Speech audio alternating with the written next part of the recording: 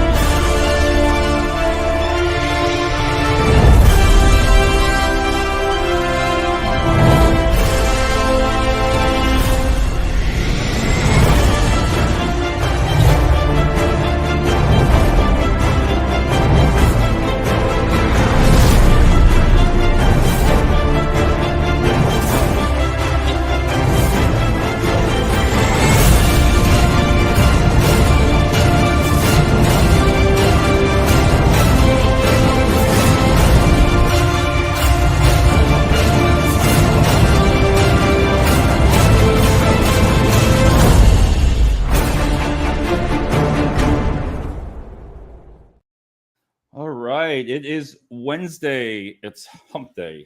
I guess they call that, right? Mm-hmm. I always think of the Camel commercial.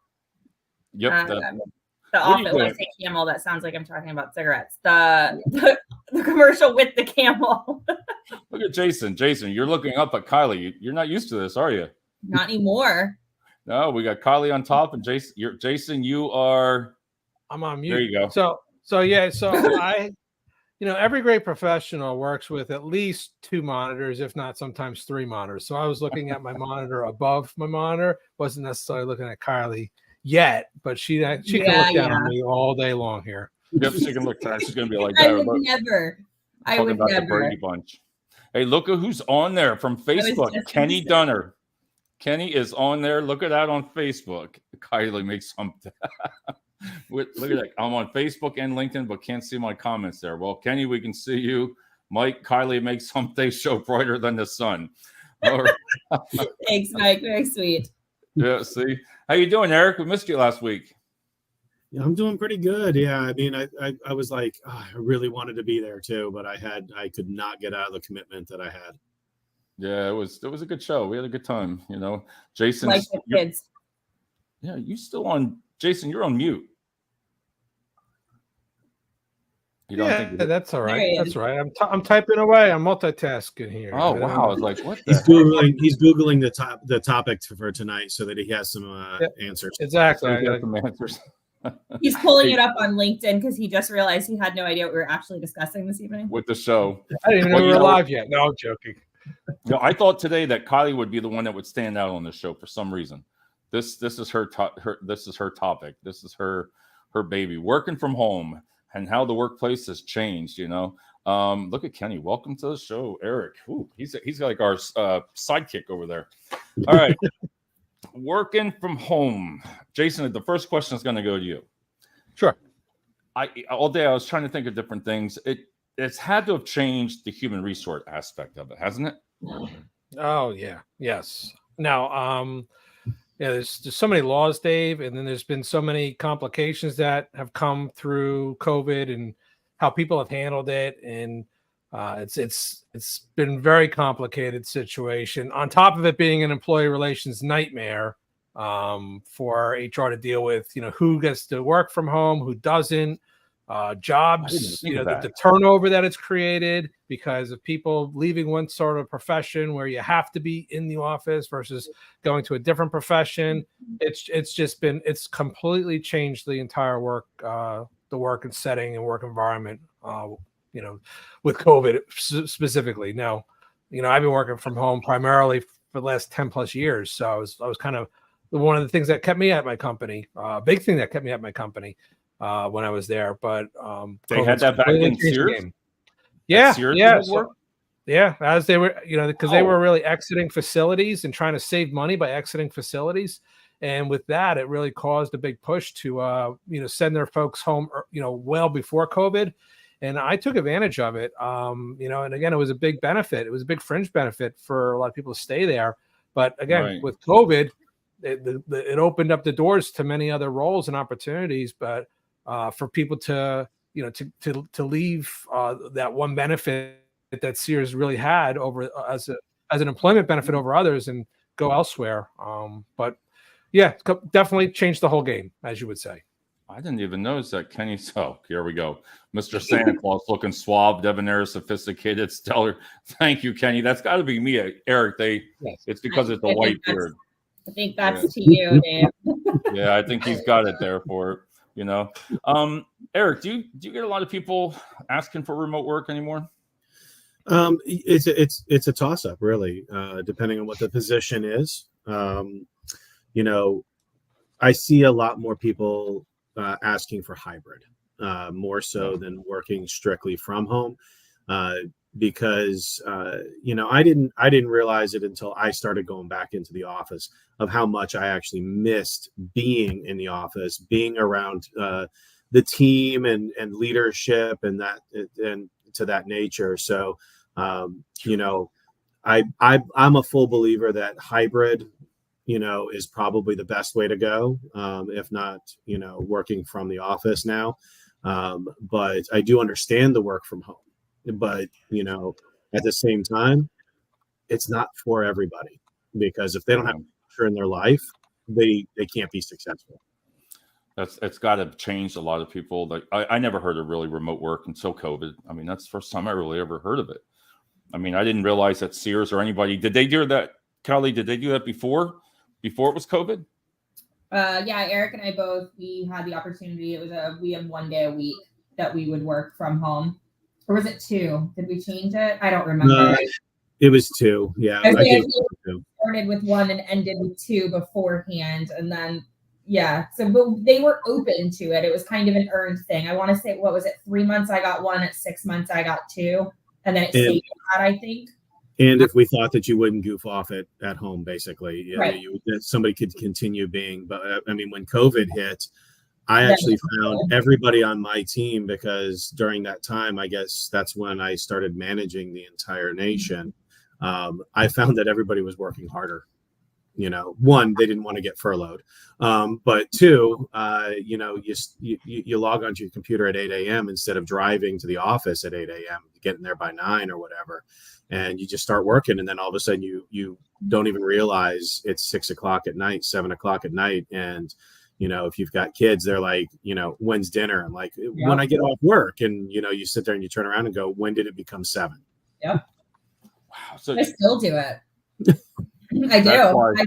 I feel like I consistently pull 50 to 60, sometimes 70-hour weeks. And it's choice. Like I have my kids every other week. So I'm probably a little bit more conscious of logging off 5, 6 o'clock at night on the nights that I have them. But my son has soccer practice on Mondays and Wednesdays at 4:30. I pack up my laptop. He doesn't get done until 6. So I sit at his soccer practice and I work from there. So yeah, I feel like I work significantly more. And also, Eric will attest to this. I've always been of the mindset that my hiring managers can reach out to me anytime, day or night, and I will jump if it is something they need. If they're just asking to ask, then probably not. But if they're like, look, they have a competitor offer, I really need to get this out, and it's 9 o'clock at night. Okay, I'm going to jump on and take care of it. I've always been that way. But then I find myself on the computer. So I'm like, well, I'll just go ahead and address this email while I'm here. So I have on numerous. Eric, do you remember when we were at Sears and we had that hiring event, and it was like 3 or 4 nights in a row that I worked until like 1 or 2 in the morning? Oh yeah, no. And there was, blew it up. It was fantastic. Yeah.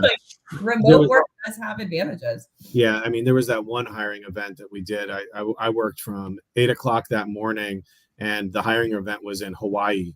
So of course there's 6 hours difference from the East Coast. That was when I was running the West Coast and Hawaii. Yeah. I literally passed out at 12:45 at night going, I'm done. And then I totally missed a call from the actual general I manager. remember that. I was like, you got to be kidding me right now. Yep. Jason, I can imagine. Mike says here, and we should talk about the fact that people work over 40 hours, and that's what I believe that's what he's gearing that towards, and rarely get paid for it. Well, But I mean, I get that, but I'm going to be the advocate tonight, to where I'm going to be the person that, not the negative one, but on a company standpoint, I'll be that one. I'm going to take the bullets on that one. I shouldn't even say that. Jesus, can you, Jason, when you look at somebody, say they're working 20 hours a week overtime, constantly, they get burned out working remote. Is that something there again? I blame it. That's on them though, right? I mean, well, it is and it isn't, Dave. I mean, so, when you have a work schedule where you're in person in office, a lot of times those people have a job where they can just leave that laptop there at the office, or leave their computer at the office, go home, disconnect. Don't have to worry about it until the next day when they go back. So there is a benefit to being in office, because to Mike's point, it's on you to kind of shut it down when you work from home. But, if you have we also have these things, these cell phone thingers, and we used to have little beepers on our side back in the day, but we there's laughing. But, how old are you, Jason? I'm not. Yeah, I'm not exactly. going to say I had a beeper. But when the boss comes a ringing, what are you going to do? You're going to ignore the person. So again, there is those boundaries, but to be able to disconnect, and hey, can you just look up this, or I need a response to that, or hey, you get pulled in. So but don't you think that's part of the payoff, or is not? I mean, I'm just saying. I think there's a standpoint of, yes, that is part of the payoff of working remote, as long as it's not abused, right? So there's always that point that hey, this is like a little too much, right? You're sending me an email, it's 11 o'clock at night, expecting me to respond before the next morning. There's a point at which but it's all specific on the role, Dave. I mean, you're an executive and you're pretty much working 24/7. You're on calls 24/7, vacations and so forth. I mean, if someone's getting paid $500,000 a year or more, I don't know if there's really a time where you're really shutting the computer down and you're ignoring it till the next day, right? So, but if someone's making $65,000 a year, is that really an expectation that they're working, well into the evening and responding within a couple hours? So again, there's some specific, there is a little bit of expectation more to work beyond the normal hours, maybe if you work remote because of the ease, but setting your own little,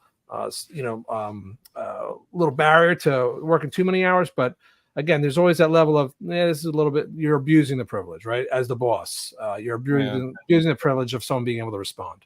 I don't like it. I personally, myself, that's just me. Yeah. I'm looking at Kali. I'm waiting for her to jump. I just don't like remote, because I've been there with that results when I did the staffing. Like you said, it was like in the morning, all of a sudden it's 1 o'clock already. I'm like, holy Jesus. I didn't take a break. And then when I did, I'd come back over. I got an idea. And then I'm back up to 1 o'clock in the morning. And that was just me. And that's why I think I like more of the structure. That's what I missed. I missed the office. But hybrid, I think I like the hybrid now too, because you can have 1 or 2 days of your choice if you want. Yeah, you gotta set it. Like even me, I was an executive at Sears. I let it be known, unless it's emergency. I kind of shut it down 5, 6 o'clock in the evening till 9. Did my family time, and then I would go back on after 9 or 10 o'clock at night, before I went to bed, just to see if there's anything that was emergent that I really needed to respond to before I went to bed.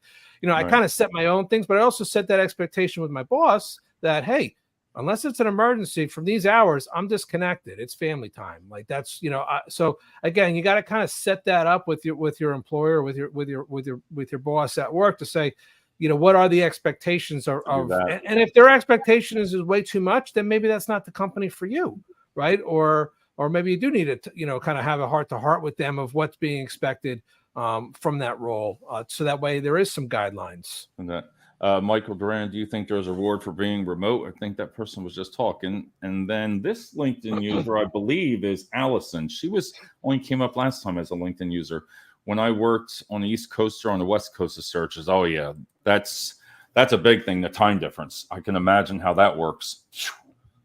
Yeah, I set Yeah. parameters in Sears though with that. I remember saying, like, if a candidate wants to talk to me, they will talk to me during my business hours. At Sears, I left and I didn't work unless I had something like a hiring event or something that required the extra attention. And not because my employer or my management or my seniors ever asked me to do that. It was choice. I wanted to do those things. Right. I think a lot of times, should you be required to work 50, 60, 70 hours a week? No, I think that's unfair. I can confidently say that Sears never asked me to. My current employer has never asked me to. I also think that it is okay to be the kind of person who says, I'm willing to sacrifice that extra 20 or 30 hours to get where I want in the future of my career. What I'm doing right now, my boss does it every single day. At 5 o'clock, he's like, get off the computer. I'm like, oh, okay. But never once have I been asked to do anything like that. My hiring managers come to me because I have set the precedent that they can. They don't go to the other talent acquisition partners. They come to me because they know that they can. And nobody is faulted for that. It is a decision that I have made because I know where I want my career to be in the next 5 years. And I know that these are the things. So he said, do you think that it pays off? I do. I think that it just depends on what you're looking for. I think people who have gotten to where they want in their careers, yes, that 40 to 50 hours is fine. Log off. There's nothing that can't wait until the morning. That's okay. But I also think it's okay to choose to go farther if that's what you feel is going to benefit you in the long run, or the company, or your future goals. I just think that it's not a blanket statement as an answer. Right. Allison says, yep, but being at home, I could buy some of that time back during the day. It was a candidate or be hiring managers. It wasn't required, but Monday through Thursday, I am all in. Great street cred. I mean, just in general, just to back up, continue on what Kylie was saying is that, I put in my time. I put in my time where I worked all the extra hours, and when we were at Sears, I would be checking my emails on the hour, every hour until I went to bed, and I would go to bed probably 1 o'clock in the morning. But I put in my time because I wanted to build my knowledge base, right? I wanted to make sure that I knew what I was doing, so that I can move up. And to Kylie's point, where I'm now at, literally it's like 5:15 and my boss is talking to me on the phone, and she will say, get out of the office, because she knows that I have a drive to get back home. But and she will very rarely, or anybody for that matter, unless it's an emergency, do I get a phone call past 6 o'clock at night. And I, it's not so much that I feel like I've earned it, but I put in the hours so that I knew how to change it for people and say, listen, you don't, there's nothing that's really an emergency at this hour. Jason, is that something, why do companies, you think anymore, you see it on the news all the time, but why do they want people back now? Before it was, we all knew why, with COVID, but we passed that stage.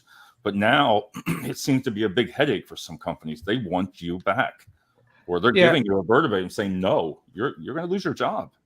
Well, first off, there's lots of different reasons. One, certain jobs can't be done by home effectively, right? Research, a lot of research jobs, lab jobs, obviously customer facing roles. They just can't be done in person. Nurses, hospitals, firefighters and police and stuff like that, they're first responders, those types of jobs, just not something that can be done at home. So the type of job, one, has a lot to do with it. Two, so you have certain jobs that you have to be in the office, and then the company has a 1 million square foot building with only 200 people in it. There's definitely a reason why they want people to come back in. They have this facility that, right now they can't offload, or they don't want to offload because they need some sort of facility. So they do want to, bring people back in.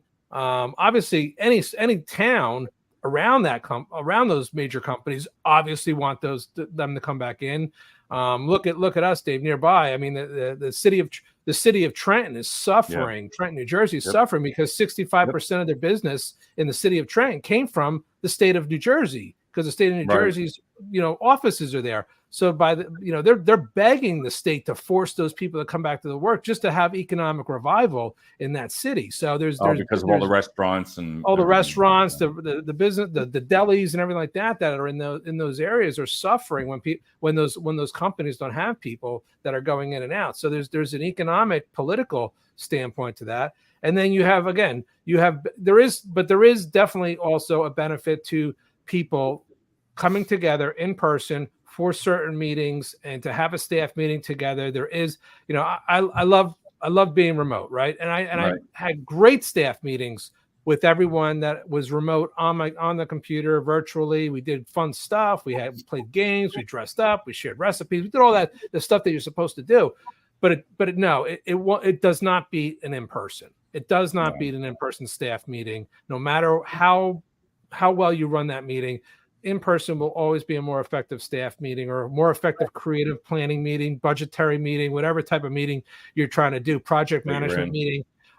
So there is a good reason to have some sort of hybrid situation. But can you do it fully remote? Of course you can do these things fully remote, but so there is that benefit to there. But yeah, there's definitely a reason why companies absolutely want those people in there. And I'm sure there is also, and I'm not trying to hide away from it, there is definitely a trust factor, I'm sure, with several managers of performance of employees that, they don't trust that the employees doing that. They heard about this thing, through COVID where people were working 2 different jobs from home because, and they get this thing, well, I haven't heard back from this person in 4 hours. What the heck are they doing? Why aren't they responding to my call or my email? They must be working another job. They must be at the park playing with their kids and not working.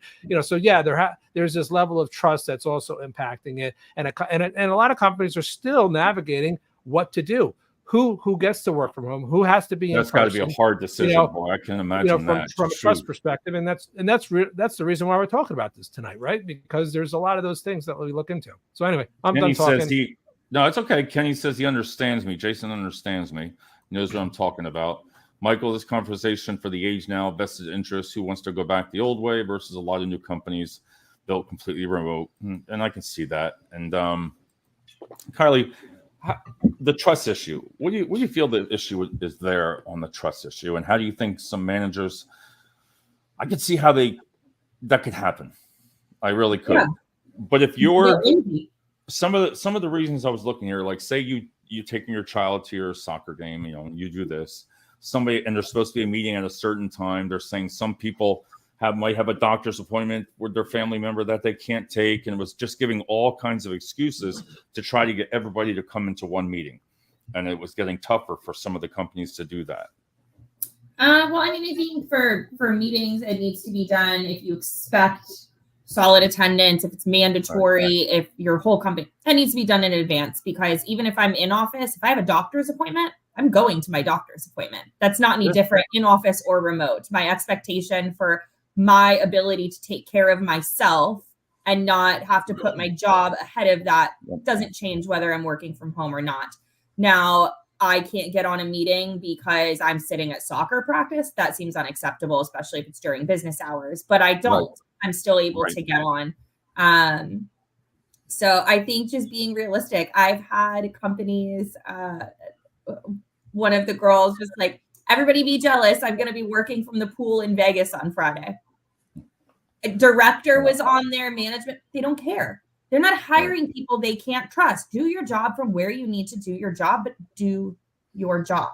But I also think the expectation from management needs to be realistic as well. If I need to go to a doctor's appointment and you schedule a mandatory meeting, if I was in office and I didn't come to that meeting because you watched me walk out the door to go to my doctor's appointment, is that any different? It's on your calendar. No, I agree with you. Notifying you that I have a doctor's appointment and won't be in office as a remote employee, not okay. So I think a lot of the trust is just, even Jason said it, like a lot of companies still don't know how to do it. I think that's what I mean. That you brought a good point there.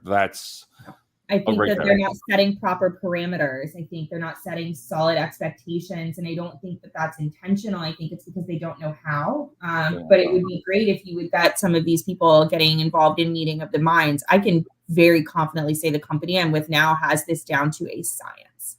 Our entire team is remote. We're all over the country. We have weekly team meetings, and everybody rallies. It is great. It is honestly, I enjoy them more than I used to enjoy some of my other companies with in-person meetings.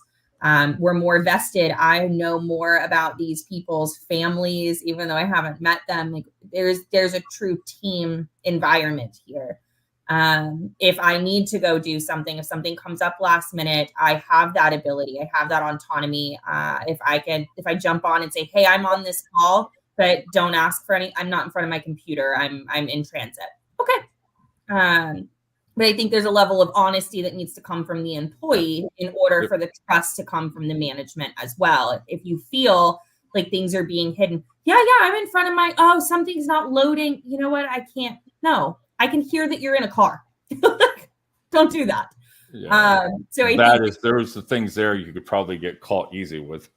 Yeah, there's a lot of it. And to be honest, I think a lot of it is age and experience in your career. I think if you had given me remote ability 10 years ago, would I be as responsible as I am? You know what? When COVID started, was I as responsible with it as I am now? No, I wasn't. I didn't. I wanted to do laundry because I was home and it felt like it should be done. I felt lazy because I was in proximity to do it. I have learned now that I treat my workday as if I am in office. My house doesn't exist. It's just where I am. Just where So I think that there's a level of expectations that needs to be set by management. It needs to be truly upheld by management, but also a certain level of flexibility and respect to the employee if they're also giving it back to the company. You can't treat a remote employee the same way that you would treat an in-office employee because they're not, and it just doesn't work. Eric, I know you got something to say on that part about trust part. I do. Trust is definitely a two-way street, and as Michael's saying, trust builds over time. Yep. I'm in a unique environment now where my team for the Eastern region is all based here in the Melbourne, Florida office, and they come into work 4 days a week. We do 1 day remote. Right. I also have a West Coast team that is pretty much all based out of Texas with one person based out of California, and they're fully remote. I don't require them to go into an office because I can't keep them away from the office politics of whatever that office is. That makes sense. So like I even moved, my team moved to an entirely different building, and I literally have to walk, across an entire parking lot to get to the executive wing where I spend most of my day. But trust is a huge thing, if a company trusts their employees, it goes a long way. If you don't know if you can trust your employees, there's software that can be put onto a computer. I saw that. I can go on to I'm on my computer right now. I can open up a browser window and I can sit there and I can look and watch one of my employees on their screen if they were working this late. But don't you feel? Don't you feel that? Like to Kylie's point, I don't think Kylie would be able to handle that. Kylie would be like, "Get off." I had an employer that did it, and it's the reason that I didn't stay. I won't. It's a different level of micromanaging. Like don't. So you're not verbally micromanaging me, but now you're watching my keystrokes. They were able one day to say they forgot that I had a doctor's appointment. It was on their calendar. Forgot that I had one. Reached out to me and said, we were checking and it shows that you didn't send your first email until 10:30 this morning. Why? Oh, that's what I thought. That was my 2-week notice right there. I didn't have a backup plan. But I was like, I cannot come back to this environment and pretend that I'm going to work for you now because I won't. I'm going to be late. Everything is gone for me. It's just micromanaging in a different form. I agree. And I can tell you, I can count on one hand how many times I've opened up that software because I actually trust my team. Now, if there's an issue that's going on, and we need to and we're investigating some things, that's where it would come into play. But I'll be honest with you, I hate opening up that software. I won't even look at it. I get a report that tells me how much of their productivity there was for that day. But I'm like, I don't even look at the report because it's not accurate. I'm right now inside of, Google Chrome. Because I use that to access my web-based ATS, this time would be considered productive. So it all depends. It's Oh. only as good. It's only as good as how you set it up. But I mean, for me, I believe that trust is definitely earned. I have had some employees that I did not trust whatsoever, Right. because it was a different remote day every single week, and I was like, I need some structure of what's going on. Consistency. That's Yeah, gotta so be I the took- hard part. So I took away any remote capabilities for a good 2 months and started rebuilding the team. And I had a lot of building that I had to do. And now we break up the week. Wednesdays on Tuesdays we're all like, see you on Thursday, but we're always on. We're always working. So we've built that relationship. We've built that trust. I trust all of my employees extensively. part. Yeah. Mike says, I guess it's a Hubstaff. Maybe you know that software. I'm not sure of that one there. What he was saying there is called Hubstaff. Mike, if employees gave much effort to remote work as they do searching on their cell phones all day, it'd be much different. Now I agree with what he's saying there. I think again that is employee dependent. It goes back to what Eric and Jason have both said. It's not for everybody. Dude, you even said it. Like you don't feel like you don't like it. It's not the same level of productivity. You're not dialed in the same way. I happen to be even more so. So I think it is very much dependent on the person. I guarantee you, I have a few people that I know I've seen let go where I am now that they weren't doing anything. But that That's gonna be shows when I'm not a nightmare though, Jason, even too. I can't even imagine that. Like that's what I'm saying. An HR aspect of it, that's got to be a freaking nightmare. Yeah. Now, and it is because it's again, it's easy to set up some policies that could try and prevent that from happening or deter that from happening, where an employee loses, is not as productive, where they can, in essence, lose their remote rights, the right to be able to work remotely. And I like policies like that. However, where does someone go if they don't live within a proximity to a building? Right. So if the answer is you need to performance manage them and possibly terminate them for performance versus just telling them they lose their privilege of working from home. I think there's this again. Companies, I said it before, companies are still navigating how to set these up because there's definitely advantages to hiring remotely where you can hire people, again, all over the country, have them working in different time zones, have the best talent because you're exposed to a greater talent pool that's not restricted to a certain geography around that location. So there's definitely advantages to remote, but there's also the disadvantages to having a remote workforce. Some of the things that we haven't touched on yet tonight is how to make sure that you're legally compliant in these settings because for security. So if I work in New Jersey, I live in New Jersey, and I decide to move to New York, that's okay because the New Jersey and New York has a reciprocal tax agreement, right? Right. What happens if I live in New Jersey and I decide to move to Ohio, but I never tell my employer?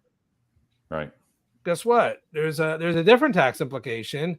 The employer is taking out taxes for the state of New Jersey. When I go to file taxes, where am I filing my taxes? Is that employer even licensed to do business in the state of Ohio?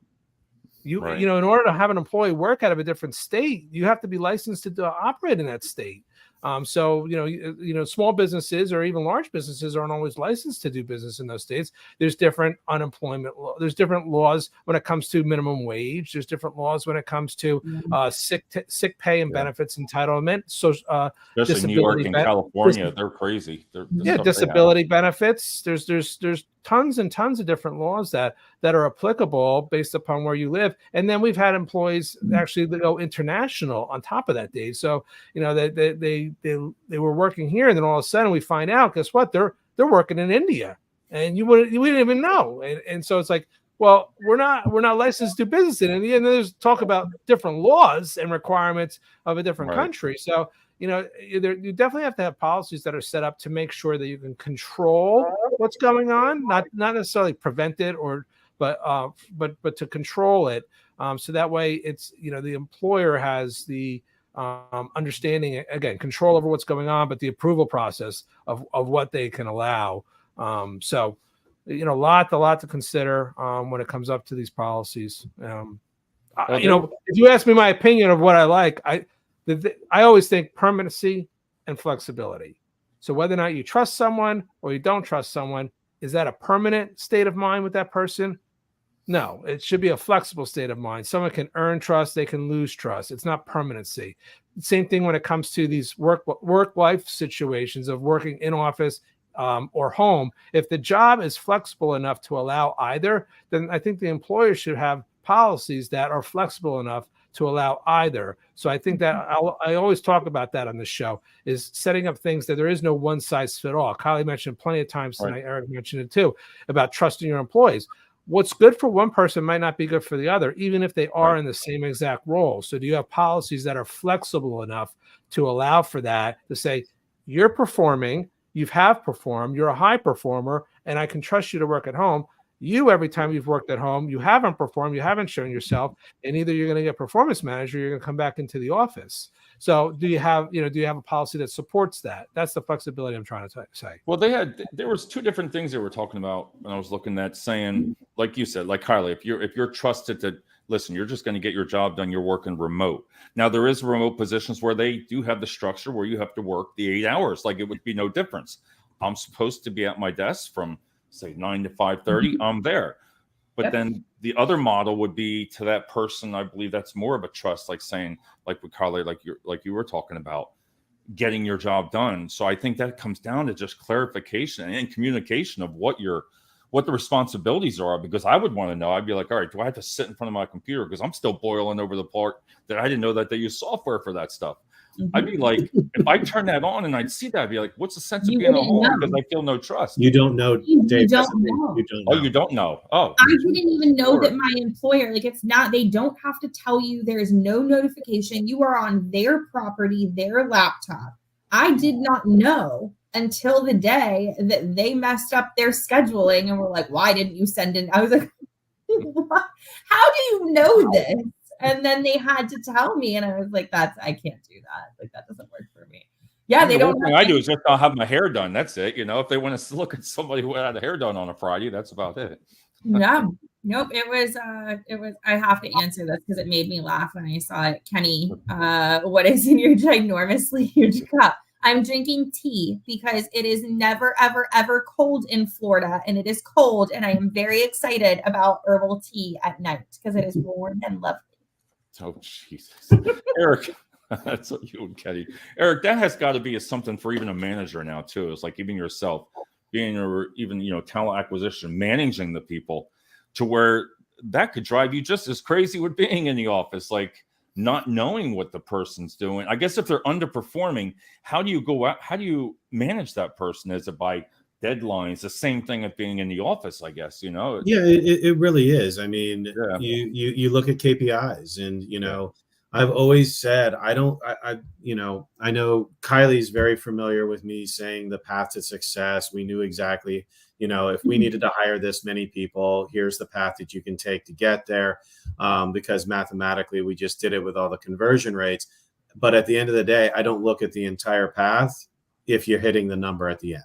Right. So, but if you're not hitting that number, I'm going to start looking to see where did it fall off? Was it the hiring managers not hiring the people that we were sending? Was it you not doing enough interviews? Was it you not sourcing enough, trying to find as many candidates and applicants? So you manage to the numbers and you manage the person. You have to understand the way that they work. Like, I've got somebody on my team right now. He told me that, every day at lunch, he's taking an extended lunch because he was in a car accident and he needs to go to the chiropractor every day. Great. I trust you. Just, we're all adults. At the end of the day, I always tell everybody on my team, listen, we are all adults. If you need to go while you're working from home and go walk the dog for 20 minutes, I trust that you're going to come back and you're going to continue working. If you need to run to the grocery store in the middle of the day because a child needed something, or needed to run to the school or anything, at the end of the day, we're all adults. Get your 8 hours in. That's all I'm asking. Perform for me for 8 hours. I don't care if you start work at 10 and work until 6 or 7 o'clock, or whatever, based off of your time zone. I've told that plenty of times. Kylie's probably heard it from me when I was at Sears.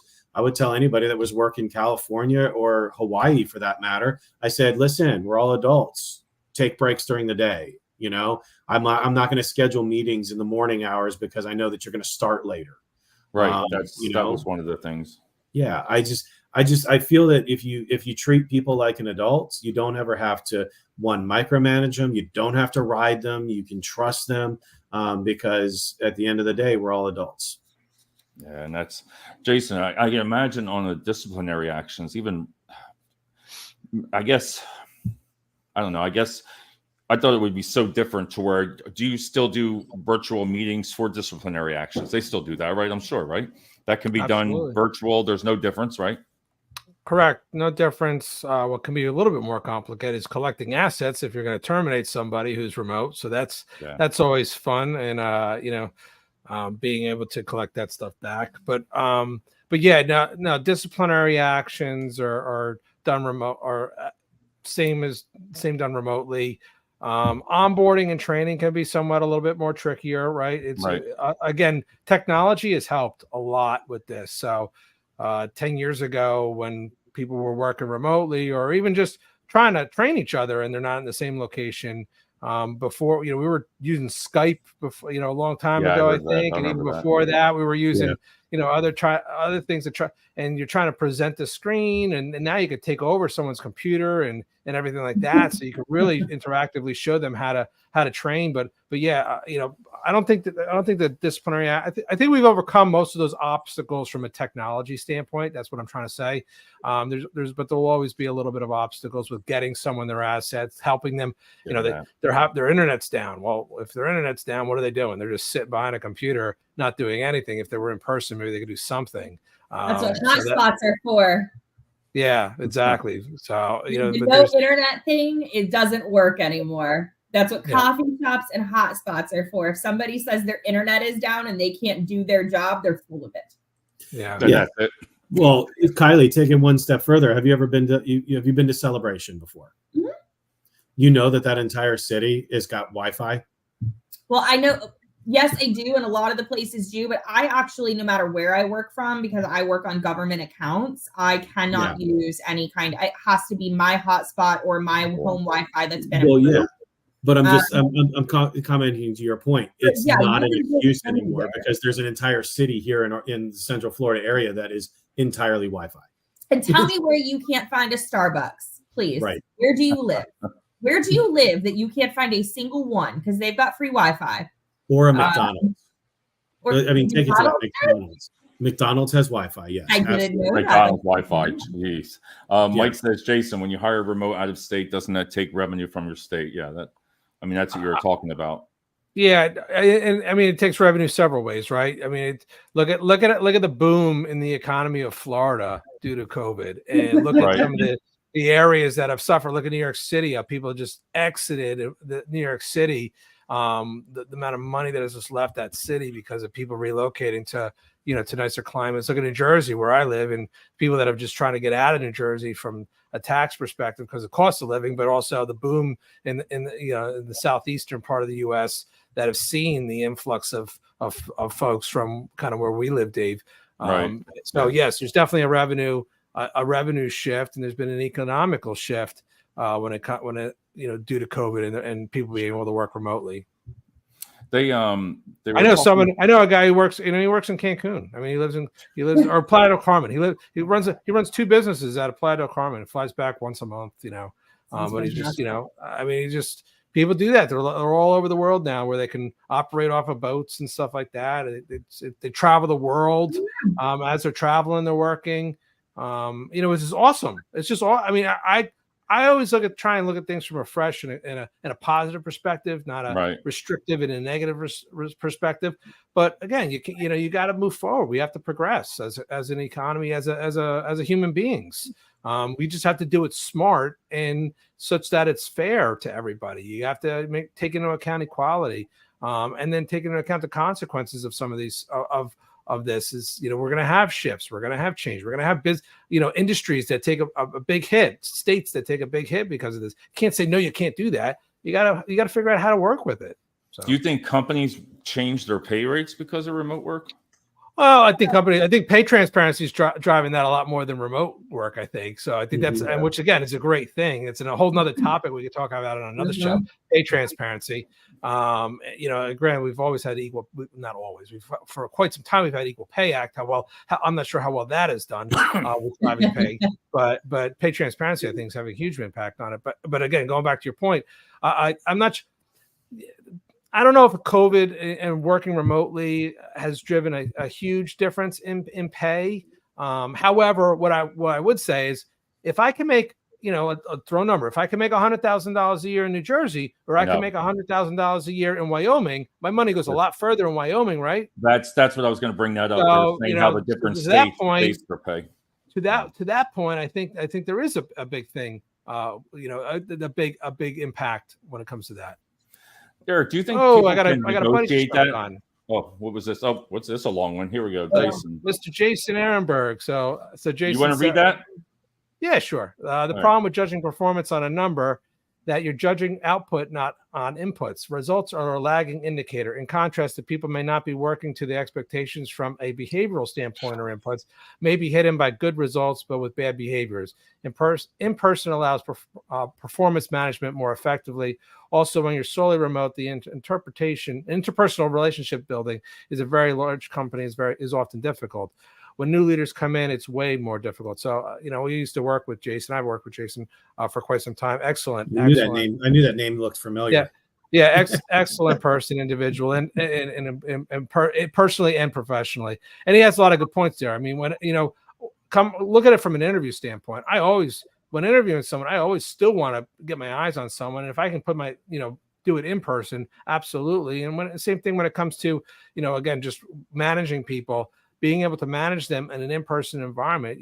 That's always going to be a preference. I think there's a lot of great points in that. But he also makes the point of performance as a lagging indicator. So we always talk about trying to coach in the real time.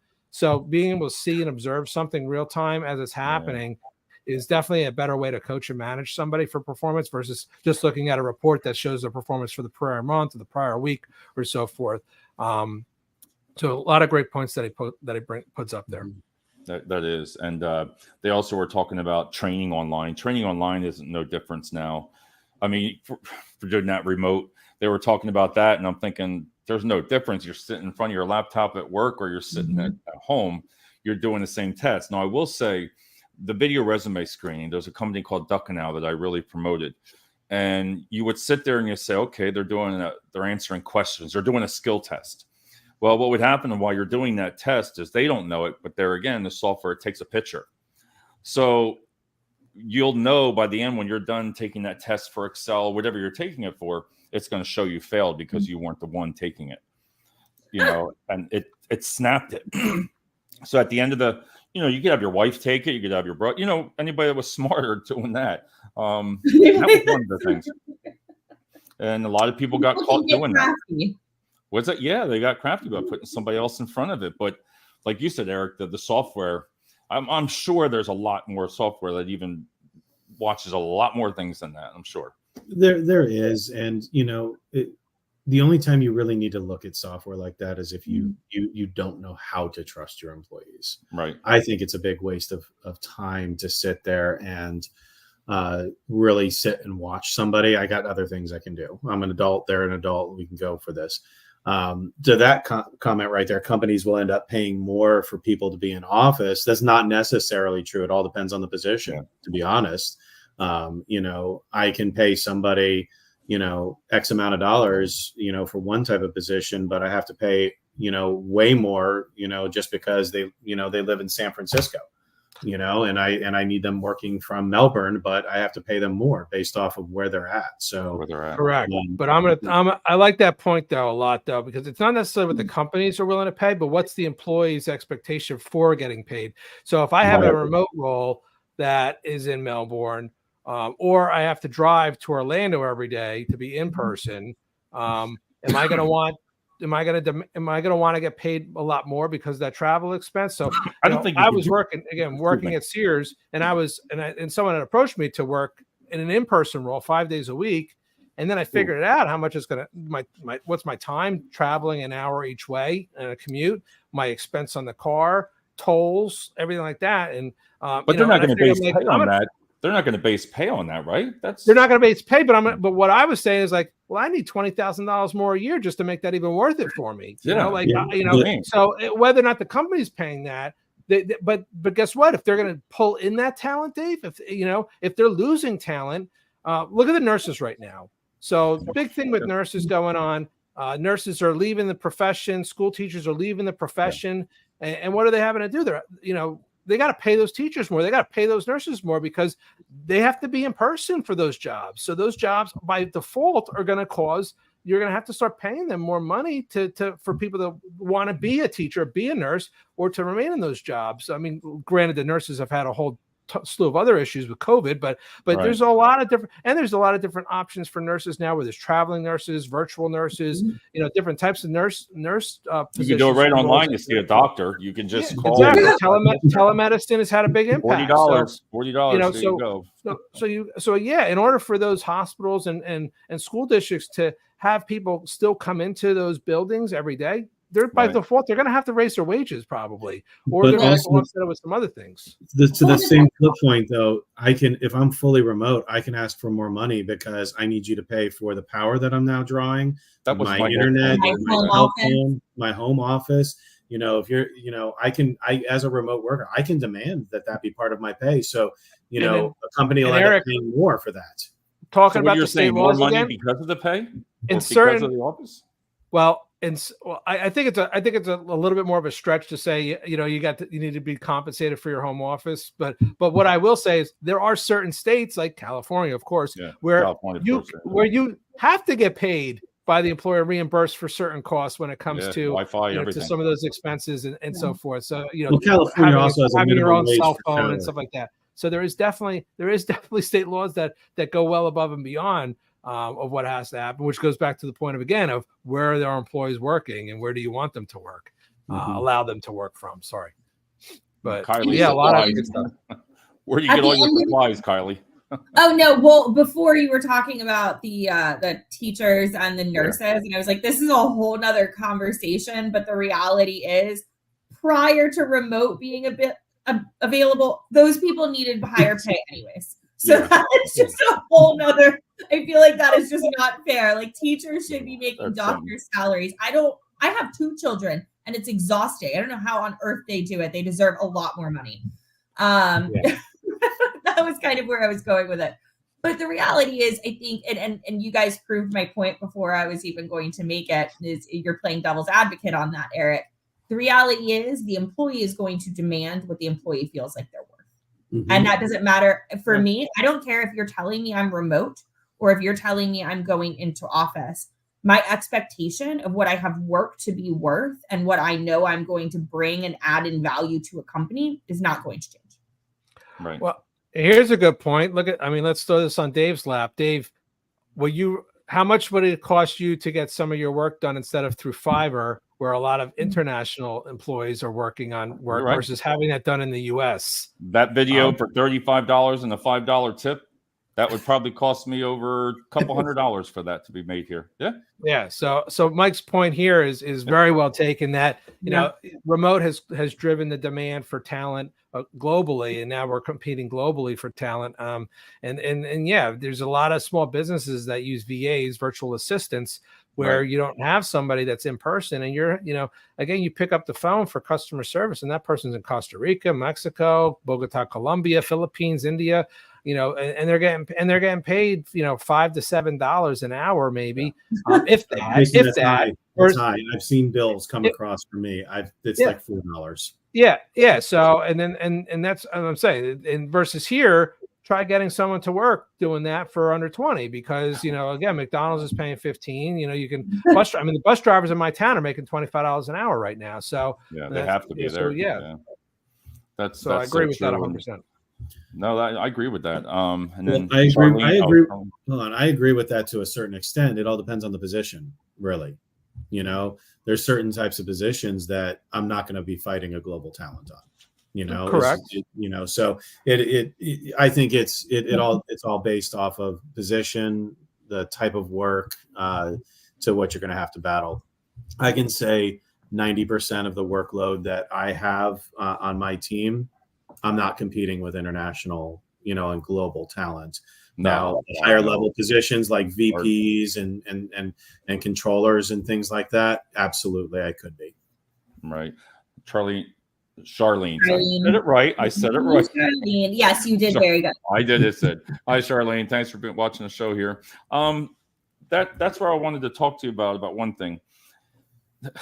Loneliness, boredom, and burnout, Kylie. Did you see that? I mean, some of these are real issues now, and these were up-to-date issues that saying people working remote have to learn loneliness and boredom. I don't know. When you hear stuff like that, I guess that's some of the cons of working from remote. I don't know. I think a lot of that is the cons of the company you're with. I don't ever feel lonely, ever. I have a really, really great team, and says that so straight face, don't she? I never. I don't feel lonely, and I haven't from the day that I started here. Yeah. Now, can I say that I have? I don't know if lonely is the word that I would use, but disconnected. Have I felt disconnected? Sure. Not where I am right now, but there have been places in between Sears and where I am now that disconnect was a very real thing. And no matter how hard I tried, I think a lot of that, though, kind of fell to the company. I don't think they did a good job of building their teams. And so the team camaraderie and the ability to be friendly and get to know those, they didn't do a good job of being mindful of the personalities that were coming in because they didn't have to, because they weren't sitting in the same office. Right. And that, I think, is a fall short on the company's part. You said loneliness, boredom. Yeah, I don't get bored. No. I mean, yeah, I don't ever get bored. I mean, I feel like I am, again, I can't work 60, 70 hours and be bored. So no. Burnout. Yes. Do you think there should be some kind of training for remote workers? As soon as you get companies that actually know how to do it, then they can train people. They have to figure it out first. That's got to be a thing, though. I mean, because it would solve a little bit about communication. Because out of all these pages, it comes down to that. What I believe it's everything we talked about is the trust. It comes down to trust. But I think a lot of that is management style too. So if I'm being honest, I don't think the training has to happen in remote work. I think, unfortunately, oftentimes people are promoted to management without being properly trained in how to be a manager. It's not enough to be really, really good at your job. You have to know how to lead a team and lead by example and not be a part of a team, lead a team. And those are very different things. And I don't think that the trust problem is 9 times out of 10 in the hands of the employee. I think it's the management. And my experience is it has been, at least. And obviously I don't speak for the masses, but I have personally had that experience. I think trust is probably what it boils down to. But again, that goes back to my prior statement. You can't train people how to be remote until you have a management and a company that knows how to run things remotely. And it's kind of all the same thing. And your third one was burnout. Yeah, they're talking about burnout is a big problem now. And I'm like, I guess the burnout may be the hours if you're working 20, 30, 40, 50 hours. Demands. Again, I think it comes down to management, right? Like Eric said at 5:15, his boss is like, what are you still doing here? Like, go home. At 5 o'clock, if I am on a call and not even just my management, my counterparts are like, oh, I'm an hour ahead of you. It's 5 for you now. We'll talk about it tomorrow. That is the culture that's been created. And so no, the burnout isn't there, because if I'm working those extra hours, it's choice. I want to be doing those things. I am not being forced into something like that. And even Eric was like, put in your 8 hours. I don't even have a boss that way. And I have so much respect for it. If I am killing it and in 4 hours, my stuff is taken care of, cool. Yeah. Like, pay attention. If somebody needs you, you should be available. Mm-hmm. But if you've handled everything, you don't need to be glued just to say you worked 8 hours. So no, I don't think that burnout exists across the board. I think a lot of times, again, that's a management style of 11 o'clock at night. I need you now. No, you don't. Right. No. Wow. I'm not answering the phone at this point, unless unless it's the CEO of my company. Correct. Yeah. And that comes back to kind of that mentality of being a salaried employee, right? So you work to be salaried so that you have that security and you don't have to punch in and out. But then there's an expectation of those extended periods that you're on the clock all the time because you're salaried. And I think that needs to be kind of an aligned expectation too. But again, I think that falls somewhat to the candidate, the employee during their candidate process. Right. Ask those questions. If I know for me, if you demand that I am from this time to this time glued to my computer, you must work I know that's not a place for me because I end up working my tail off, but I want to be able to show up I want to pick up my kids and drop them off at school. That's important to me. I want to show up for my son's soccer practice. Does it matter? It's not a game. Not really, but it matters to me. Right. I have set my boundaries and my expectations. And if I don't ask those questions during my candidacy, then it's really not the employer's fault for having an expectation that I didn't clarify during mine when I knew that was a boundary for me. So I think that there's a lot of the candidate process that if that were more clear, a lot of these aftermarket problems would not exist.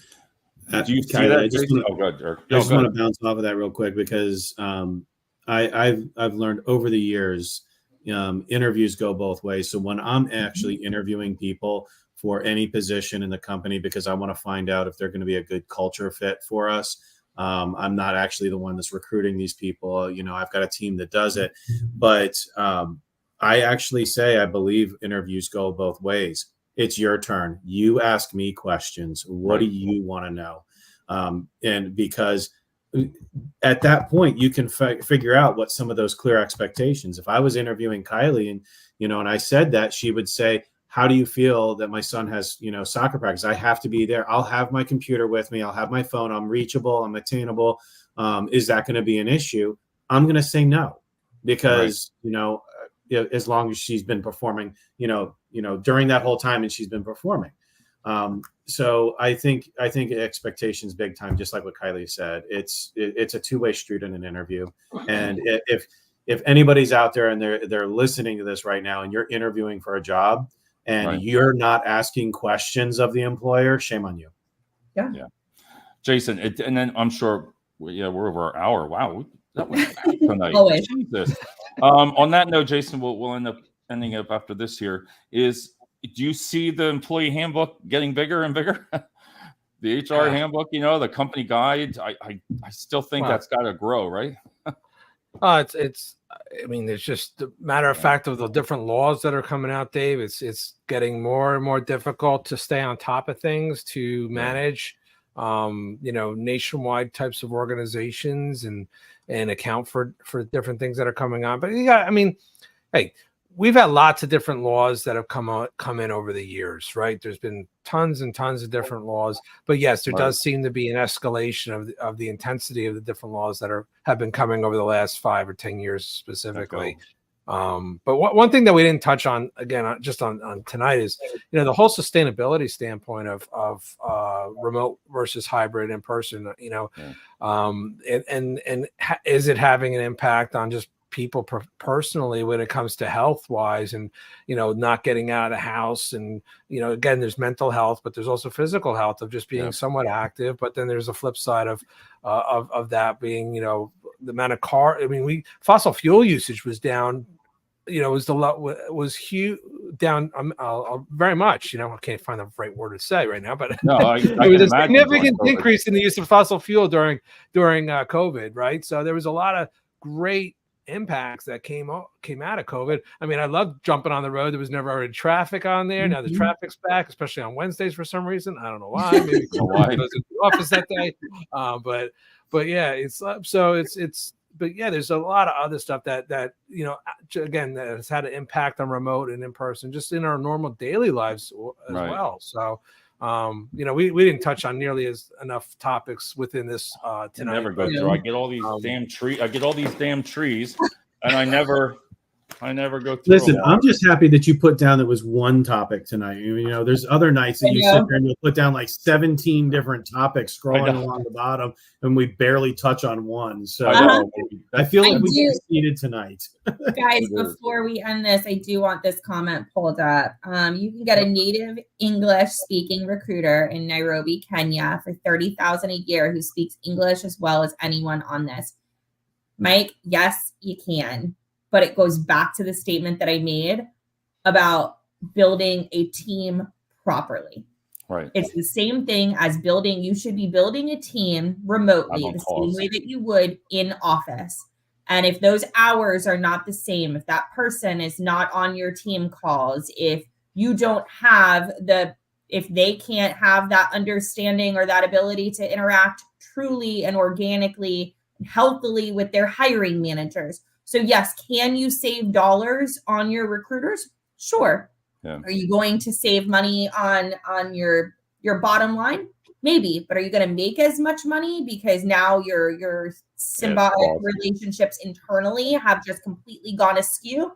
Probably. So I think at some point you have to decide where it's worth spending money. And if you're going to choose a remote environment, then you have to be responsible with it.